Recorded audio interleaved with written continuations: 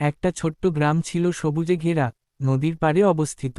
সেই গ্রামে থাকত এক চাষি, নাম তার গোপাল। গোপাল খুবই গরিব ছিল, কিন্তু ছিল পরিশ্রমী, সৎ ও সৎ। তার ছোট একটা কুঁড়ে ঘর, 1 বিঘে জমি আর একটি গরু ছিল। সংসারে ছিল তার স্ত্রী লক্ষ্মী ও এক ছেলে, নাম কৃষ্ণ। গোপাল প্রতিদিন ভোরবেলা উঠে গরুকে ঘাস খাওয়াত, জমিতে লাঙল দিত এবং ঘামে ভিজে যেত পুরো শরীর। অন্যেরা যখন বিশ্রাম নিত, তখনও সে কাজ করত। প্রতিবেশীরা হাসাহাসি করত, ও গোপাল, এত কষ্ট করে কি হবে? এই সামান্য জমি দিয়ে আর কতই বা ফলাবে?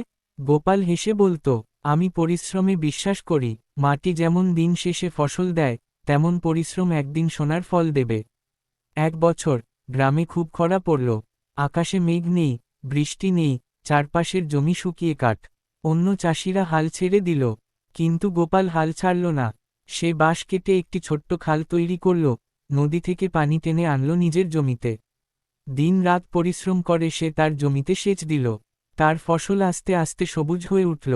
অন্য চাষিরা তখন অবাক, এই অসময়ে কার জমিতে এমন ফসল? চলে এল সবাই দেখতে, গোপালের জমিতে সোনালি ধানের ঢেউ। বাজারে সেই ধান অনেক দামে বিক্রি হল। গোপাল সংসার চালালো, ছেলেকে স্কুলে পাঠালো, নতুন গরু কিনল। এখন সে শুধু নিজেই নয়, গ্রামে আরও 3জন চাষিকে সাহায্য করল বাঁধ ও খাল তৈরিতে।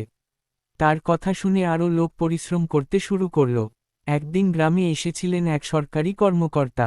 তিনি গোপালের খাল দেখে অবাক। বললেন, তুমি তো উদাহরণ হয়ে উঠেছ। আমি তোমার খাল প্রকল্প সরকারের পক্ষে অনুমোদন করব।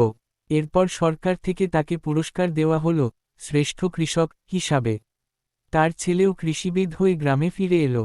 দিনের পর দিন কেটে গেল, গোপালের সেই 1 বিঘে জমি এখন আশেপাশের 10 বিঘে পরিণত হয়েছে।